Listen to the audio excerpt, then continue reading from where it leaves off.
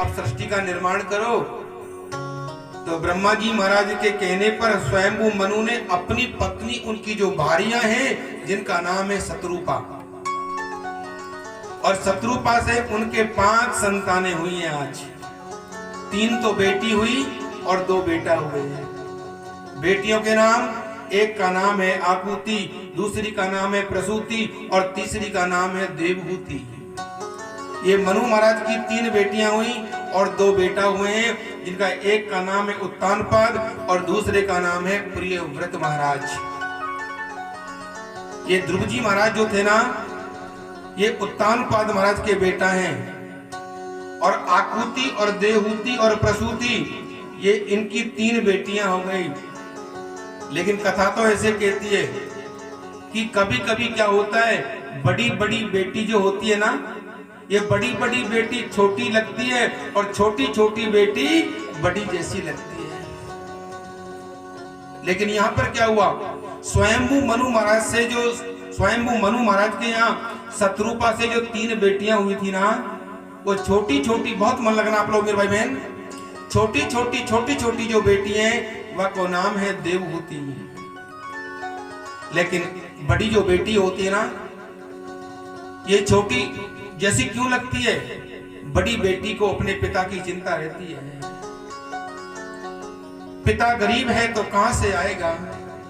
पिता की गरीबी को देख करके बड़ी बेटी को चिंता रहती है कि मेरा पिता कितना गरीब है, मेरी शादी कहां से करेगा।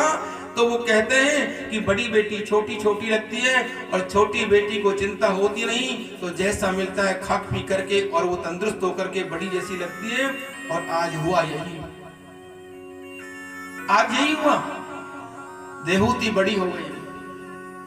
लेकिन कथा तो ऐसे कहती है, स्वयंभू मनु महाराज ने सोचा कि तीनों की तीनों बेटियां सयानी हो गई, लेकिन छोटी छोटी जो बेटियां ने वो ज्यादा सयानी हो गई। अब मुझे इसके लिए वर ढूंढना चाहिए। हमारी मूल भागवत चल रही है, इसको मैं अंदर प्रवेश करना चाहता हूं, लेकिन मैं मन लगा करके आपसे निवेदन करना ये चाहता हूं कि इसको ध्यान से सुनो कि देवहूति जब सयानी हो गई ना, तो चिंता पिता को लग गई और उनकी पत्नी ने, भार्या ने कहा, शत्रुपा ने, बेटी जब बड़ी हो जाए तो तुमको चिंता लगनी चाहिए, कोई इसके लिए वर ढूंढ करके आओ। अब देवहूति के लिए वर ढूंढने के लिए जाएं तो कहां जाएं? जैसी बेटी होती है तो वैसा पति भी तो उसको ढूंढना चाहिए ना। लेकिन कथा ऐसे कहती है, कथा तो ऐसे कहती है कि एक ऋषि हैं जिनका नाम है कर्दम ऋषि। मैं तुलसी तेरे आंगन की,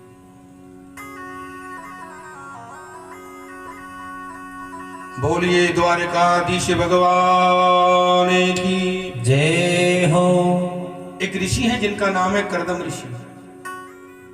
ये करते क्या है? ये करते कुछ और भी नहीं है, केवल 3 चीज अपने पास में रखते हैं। महात्मा जो होते हैं ना, जो असली महात्मा होगा, असली सन्यासी होगा, असली जो साधु होगा, उसके पास में 3 चीज मिलेगी, सोटा, लोटा और लंगोटा। अब कर्दम ऋषि के पास में 3 चीज है। और कर्दम ऋषि करते क्या है? कर्दम ऋषि और कुछ भी नहीं करते, नहा धो करके और बस पूजा करते और भगवान की समाधि में बैठ जाते हैं। लेकिन पहले प्राचीन भारत में, बहुत मन लगना आप लोग, पहले प्राचीन भारत में शादी करने के लिए भी भजन किया जाता था कि सुंदर सी पत्नी मिल जाए। तो पत्नी मनोरमाम देवी मनोवृत्तानुसारिणी तारणीम दुर्ग संसार सागर से कुलोद्भवाम। और महात्मा कर्दम ने क्या किया? 1 वर्ष तक नहीं, 100 वर्ष तक नहीं, 1000 वर्ष तक नहीं, 10,000 वर्ष तक उन्होंने साधना करी, तपस्या करी। किस लिए? शादी के लिए, सुंदर सी पत्नी मिल जाए उसके लिए 10,000 वर्ष तक तपस्या करी। लेकिन कथा तो ऐसे कहती है, जब 1 साल की तपस्या करने पर भगवान का दर्शन हो जाता है, तो 10,000 की तपस्या, 10,000 वर्ष की तपस्या करने पर भगवान सामने प्रकट हो गए। और ऋषि कर्दम से कहने लगे, ऋषि कर्दम से कहा कि महात्मन आंखें खोलो, जिसके लिए तुम भजन कर रहे हो ना, मैं तुम्हारे सामने खड़ा हूं। कर्दम ऋषि ने कहा, बोले प्रभु मैंने जो भजन किया है आपको पता है, और मुझे पता चल गया सुंदर पत्नी के लिए तुमने भजन किया है। तो सुन लो, भगवान ने कहा कि सुनो कर्दम ऋषि से कि आज के ठीक तीसरे दिन स्वयंभू मनु महाराज अपनी पत्नी शत्रुपा के साथ में और उनकी छोटी छोटी बेटी है ना, जिसका नाम है देवहूति को लेकर के आएंगे और तुमको तुम्हारी पत्नी के रूप में देकर के जाएंगे, तुम उनको स्वीकार कर लेना। कर्दम ऋषि ने कहा भगवान नारायण से, प्रभु 10,000 वर्ष तक मैंने तपस्या तो करी, लेकिन तपस्या में करना चाहिए था मुक्ति के लिए, लेकिन मैंने शादी के लिए तपस्या करी है ना। तो ठीक है, आप कह रहे हो तो ठीक तीसरे दिन देवहूति को लेकर के आएंगे स्वयंभू मनु महाराज अपनी पत्नी शत्रुपा के साथ में, मैं स्वीकार तो कर लूंगा, लेकिन एक बेटा होते के साथ ही मैं जंगल को भजन करने चला जाऊंगा। भगवान नारायण ने कहा एवं वस्तु, ऐसा ही होगा, जाओ तुम। हुआ क्या, तपस्या को छोड़ करके और आज अपनी कुटिया में आए हैं। कुटिया कोई महल नहीं है, छान से बनी हुई उस परकोटे की कुटिया में आज रहने लगे, लेकिन वहां पर कोई बहुत सुंदर आसन नहीं है, 3 फटे हुए आसन थे। बहुत मन लगना आप लोग। वो 3 फटे हुए आसन होने वाले ससुर जी के लिए, होने वाली सासू जी के लिए और होने वाली पत्नी के लिए 3 आसनों को सुंदर सा उन्होंने झाड़ करके उनको बिछा दिया। इंतजार कर रहे हैं, सुबह होवेगा तो आएंगे, इंतजार कर रहे हैं। लेकिन एक खुशी ये भी तो है ना कि एक बेटा हो जाएगा तो जंगल को भजन करने चले जाएंगे। मेरे भाई बहन, अब जित मुहूर्त आ गया, 11:30 से 12:30 बजे के बीच में पूर्व दिशा की ओर से एक राजा एक रानी के सहित और अपनी छोटी बेटी देवहूति को लेकर के आ रहे थे।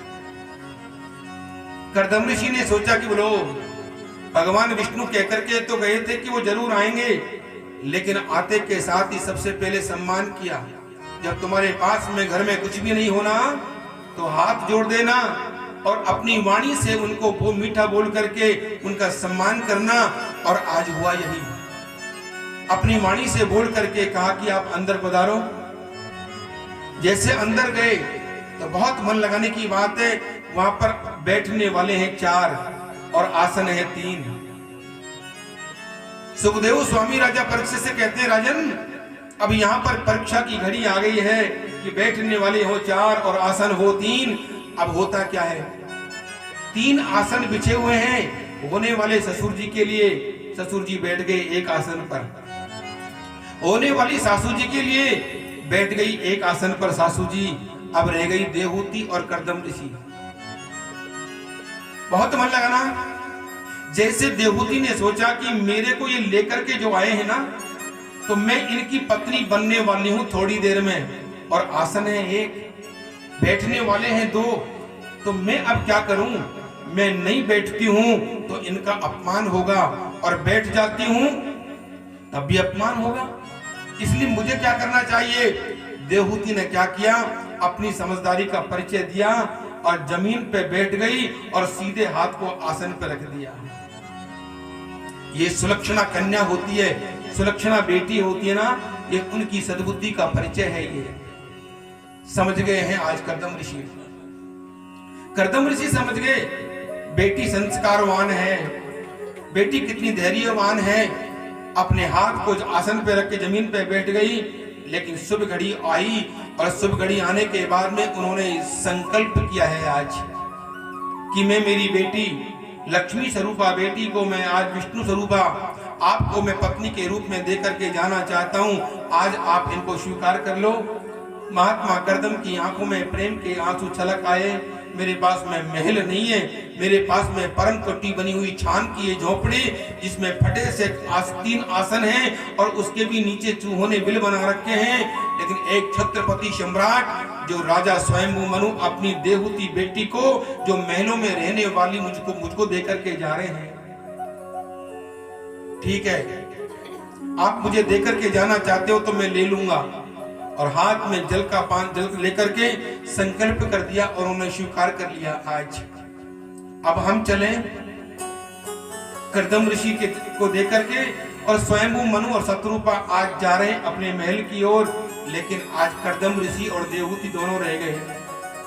मेरे भाई बहन, बहुत मन लगाने की बात है। जब दोनों रह गए तो उन्होंने क्या किया, कर्दम ऋषि ने अपनी हो गई पत्नी देवहूति, देवहूति से कहा कि देवहूति, हम लोग तो महात्मा हैं, हम लोग त्रिकाल संध्या करते हैं, मैं त्रिकाल संध्या करने के लिए सरोवर में स्नान करने जा रहा हूं, तुम ऐसे करना, अपनी परम कुटी को साफ कर लेना, गौ के गोबर से लीपन कर लेना, हम अभी आते हैं। जैसे उन्होंने देवहूति ने तीनों आसनों को उठाया ना, तो नीचे चूहों के बिल बने हुए थे, लेकिन किंचिन मात्र भी, लेस मात्र भी देवहूति के मन में कोई बात मलाल नहीं आई कि मैं महलों में रहने वाली राजा की बेटी और एक फकीर को देख करके गए मेरे पिता। लेकिन मलाल जब नहीं आया ना, तो ठीक है, मेरे पिता ने मुझे जिसको दे दिया वो मेरा स्वामी है, मेरा परमात्मा है, मेरा भगवान है, और गौ के गोबर से लेकर के उन्होंने कुटिया को लीपन किया है आज। और लीपन करने के बाद में, लेकिन एक दिन हो गया, 2 दिन हो गए, 3 दिन हो गए, लेकिन जिस कपड़े को एक कपड़ा पहन करके आई थी ना देवहूति, आज एक ही कपड़े से क्या किया, एक ही आधे कपड़े से स्नान कर लेती और आधे कपड़े को पहन लेती। लेकिन समाधि में बैठ गए सरोवर के पास में कर्दम ऋषि। कितने दिन हो गए समाधि में बैठे बैठे? 1 दिन नहीं, 1 महीना नहीं, 1 साल नहीं, 40 वर्ष व्यतीत हो गई आज कर्दम ऋषि को। जब से उनके पिता उनको सुपुर्द करके गए थे ना, 1 दिन भी उनके पास नहीं रहे और 40 वर्ष तक समाधि लग गई। लेकिन देवहूति रही कैसे? एक कपड़ा पहन के आई थी ना, उस कपड़े को आधे से पहन लेती, आधे को धो लेती, लेकिन अपने पति की, पतिव्रता नारी जो होती है उसका पतिव्रत धर्म क्या है कि अपने पति की उस परिस्थिति में चाहे कितना भी संकट आ जावे, अपना धर्म नहीं छोड़ना चाहिए। और आधे कपड़े से और अपने पति के जो समाधि में बैठे हुए थे, पति अपने पल्लू से और अपने पति की हवा कर रही है, कोई मक्खी मच्छर न बैठ जावे, जिससे इनकी समाधि नहीं टूट जावे। हाँ, 40 वर्ष जब व्यतीत हो गए ना, तो 40 वर्षों के बाद में आज कर्दम ऋषि की आंखें खुली। सामने कमंडल रखा हुआ था, पानी का भरा हुआ, जल का भरा हुआ। लेकिन 40 साल में क्या हुआ? 40 साल में बोले देवहूति जो थी ना, जो तरुण थी, जवान थी, आज वृद्ध हो गई, चेहरे पे झुर्रियां पड़ गई, बाल सफेद हो गए, आंखों से दिखना बंद हो गया। लेकिन उसने अपना पतिव्रत धर्म को नष्ट नहीं किया, कहीं गई नहीं। उन्होंने क्या किया? पति की सेवा करती रही। 40 साल के बाद में आंखें खुली है आज कर्दम ऋषि की। सुखदेव स्वामी राजा परीक्षित से कहते हैं, राजन बोलिए ये कौन है सामने है जो? उन्होंने कहा ये कोई और नहीं है, स्वयं मनु महाराज की बेटी है देवहूति, जो सेवा कर रही है अपने पति की। ये कौन है सामने समाधि में बैठे हैं? बोलिए कोई और नहीं है, ये इनके पति हैं। 40 साल के बाद में इनकी समाधि खुली है आज। आज कर्दम ऋषि ने कहा देवहूति से कि तुम्हारा परिचय, तुम कौन हो? तो उन्होंने कहा कि मैं कोई और नहीं हूं, मैं आपकी भार्या, मैं आपकी पत्नी हूं। मेरी पत्नी कि मुझे आप भूल गए क्या? 40 वर्ष पहले बोले मेरे पिता स्वयं मनु महाराज आपको पत्नी के रूप में देख करके गए थे और आपने कहा था कि अपनी कुटिया को साफ कर लो आप। मैं साफ करने में लग गई, तुम सरोवर में स्नान करने चले गए, तुमको समाधि लग गई, लौट के नहीं आए, मैं भी तुम्हारे पास में आ गई और मैं मेरे पल्लू से आपकी सेवा करती रही।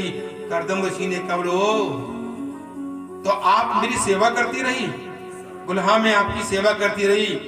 तो जीवन में पहली बार कर्दम ऋषि देवहूति के सामने कह रहे हैं, देवहूति तू एक राजा की बेटी है, स्वयं मनु महाराज छत्रपति सम्राट है पृथ्वी के, और तू महलों में रहने वाली उनकी बेटी एक महात्मा के पास में आकर के तूने सोचा होगा कि मेरे पिता ने स्वयं मनु ने किसी भिखमंगे के साथ में शादी कर दी, न खाने का ठिकाना है न पहनने का ठिकाना है। लेकिन हाथ से कमंडल जो सामने रखा था ना, उस कमंडल से जल ले लिया और जल लेकर के और उन्होंने कहा कि देवहूति से, देवहूति आंखें बंद करो। कर्दम ऋषि के कहने पर जैसे देवहूति ने आंखें बंद करी ना, तो हाथ में जल लेकर के मंत्र पढ़ दिया और मंत्र पढ़ने के बाद में उसी जल को पृथ्वी के ऊपर छोड़ दिया और उसमें एक सुंदर सा सरोवर बन के तैयार हो गया, जो इंद्र के राज्य को भी मात देने वाला सरोवर है। वो आज सुख को मात देने वाला है। आज देवहूति आंखें खोलो। देवहूति ने आंखें खोली। देवहूति इस सरोवर में स्नान करो तुम। सरोवर में स्नान किया उन्होंने। जैसे देवहूति 40 वर्ष पहले थी, आज देवहूति वैसी हो गई और अपने शरीर को ऐसे देखने लगी, अरे मैं तो 40 साल पहले जैसे सुंदर थी ना, उससे भी सुंदर बन गई। देवहूति आंखें बंद करो।